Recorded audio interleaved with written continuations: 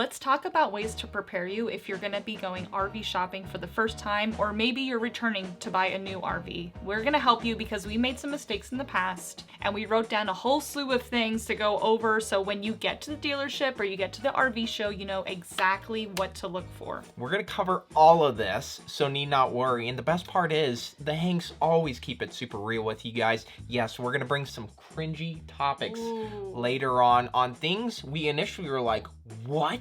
Our RV has that? And now we're like, are you serious? Stupid. This is ridiculous. Just stop.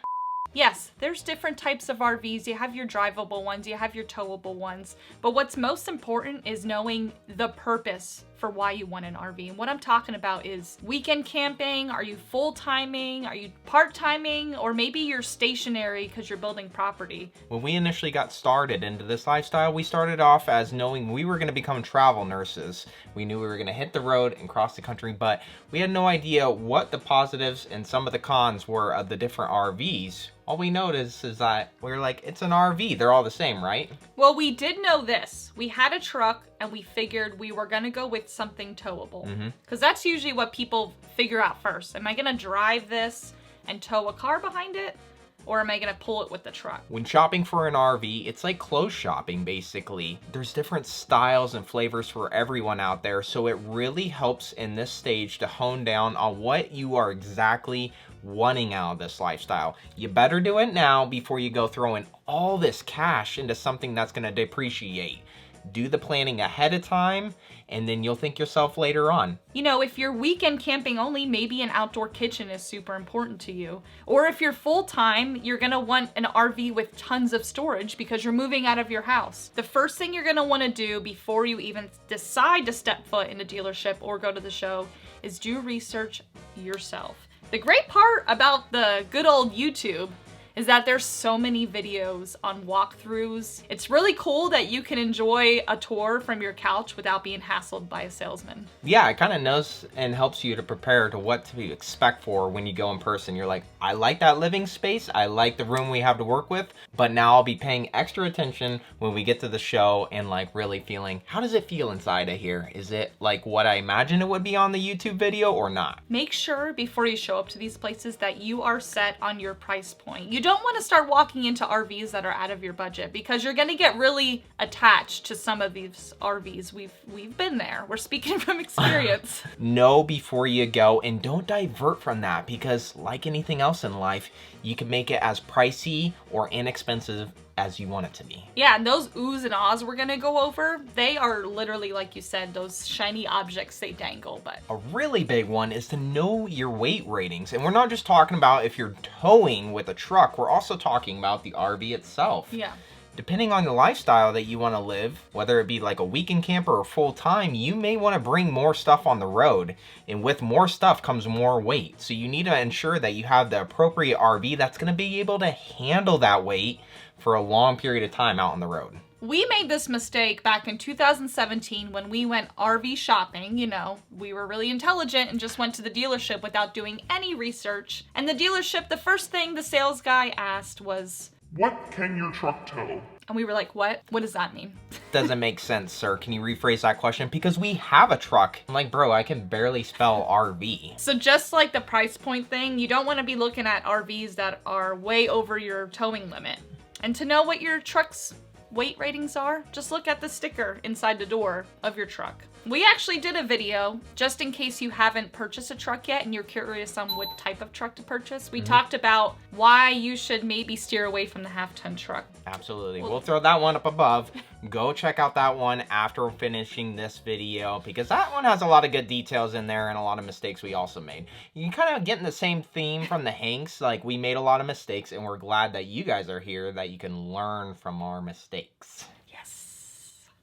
Get on some Facebook groups for a certain brand that you're interested in. Good one. Because they can be really helpful, but proceed with caution, with warning, because some of the Facebook groups for certain brands, they can get a little, they can just get a little interesting. You know, everybody's always sharing their horror stories on Facebook, but you don't have enough people sharing the good things about that brand. So just understand that things break with every single RV, And if you get on those Facebook posts, you are gonna hear about a lot of issues people are having, but you can also ask a lot of questions or search questions that people have asked before. We are almost ready to head to the dealership. First, we wanna go over some terms that might be confusing if they start throwing all this lingo around and you're like, oh, what?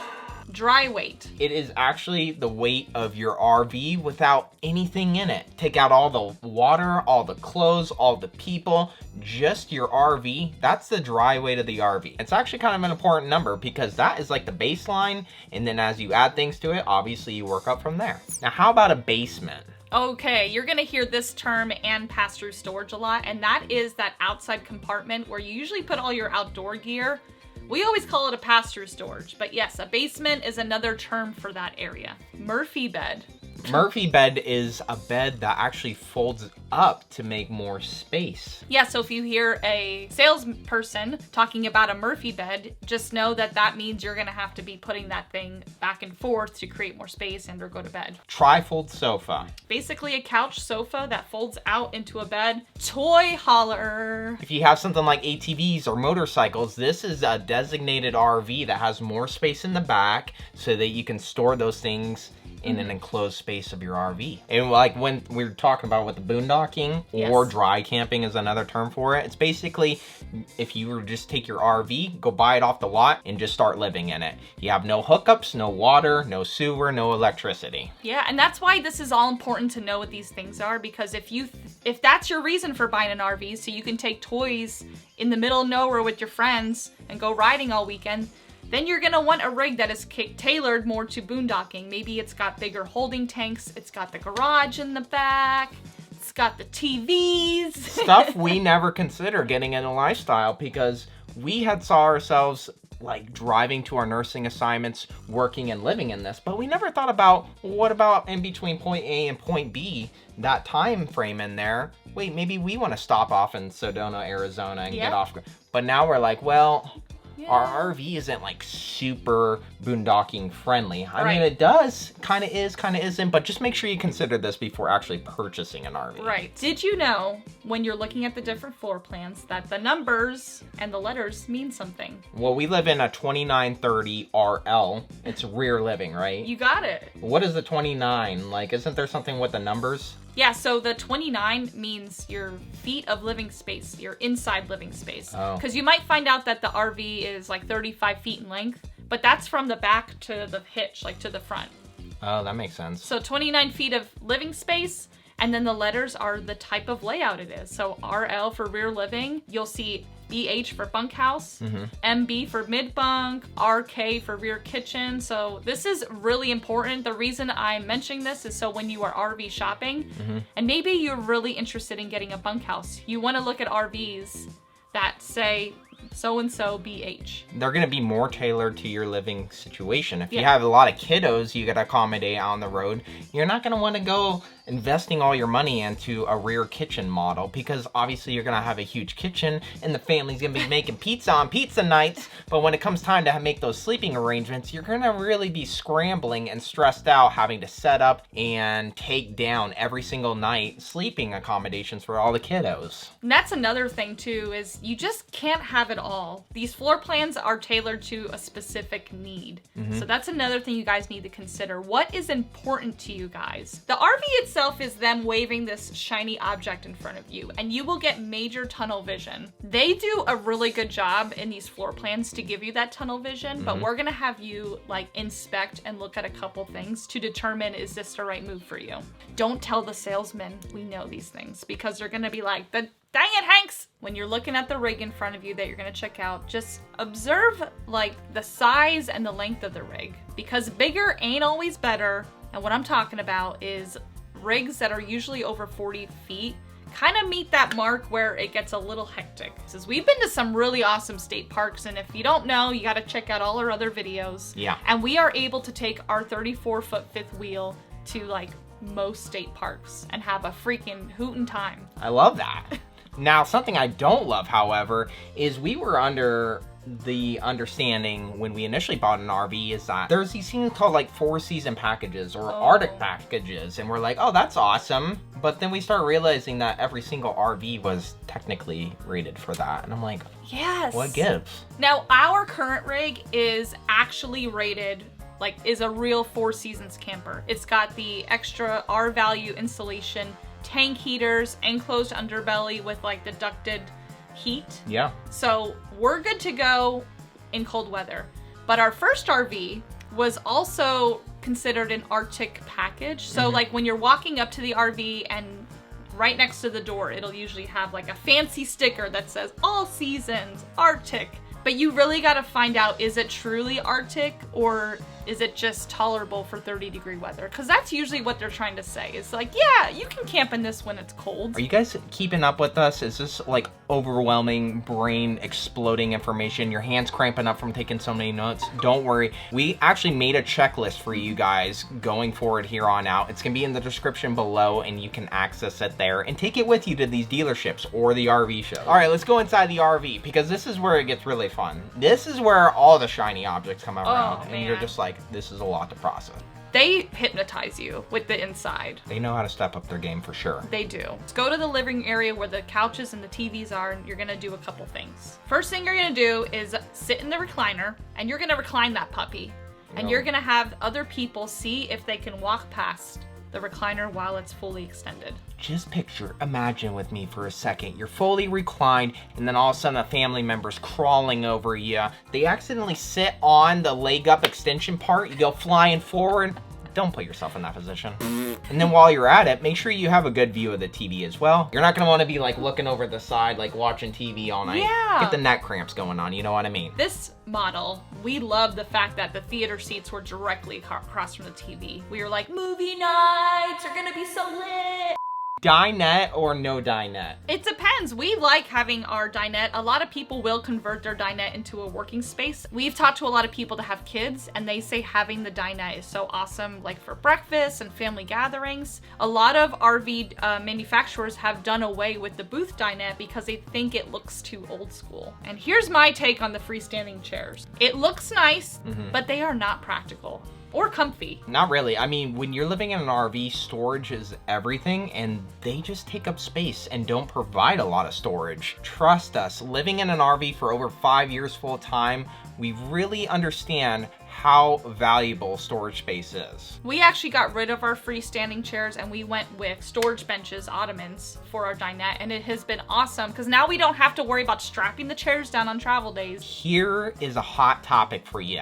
An oxymoron, basically, because we're talking about a refrigerator. How do you keep it cold? Is it a residential refrigerator like you would normally find in a home? Is it an electric fridge? Oh yeah, or like the propane ones because... Oh yeah, I meant electric propane. Yeah, right.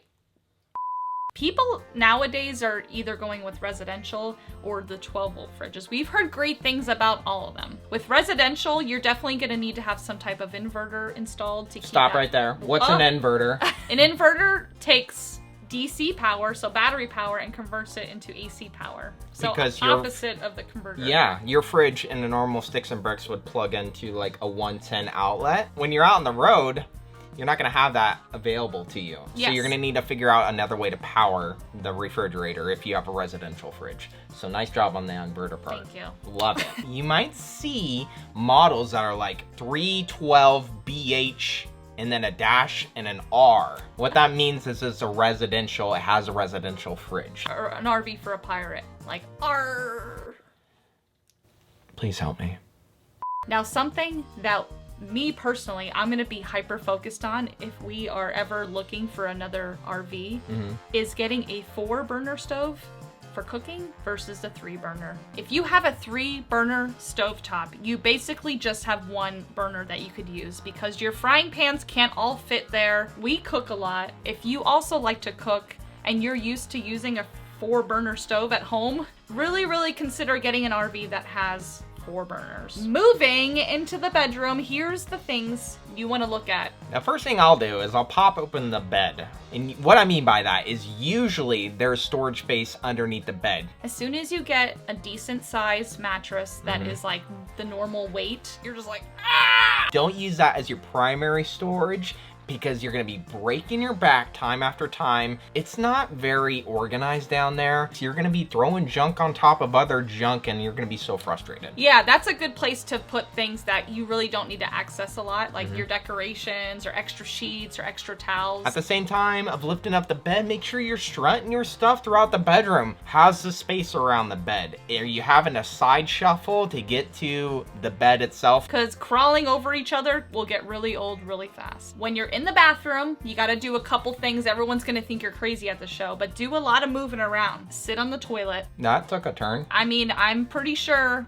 you're gonna be eventually using that toilet several times a day. So what you're gonna wanna do is sit on the toilet and make sure you're comfortable, because some of these bathrooms are so tiny. If you have crates or dog beds or cat litter boxes, where are you gonna put them? Yeah, any pet comments for all the pets out there? Thank you so much. We really appreciate your time, sir. No, truly, the honor was mine.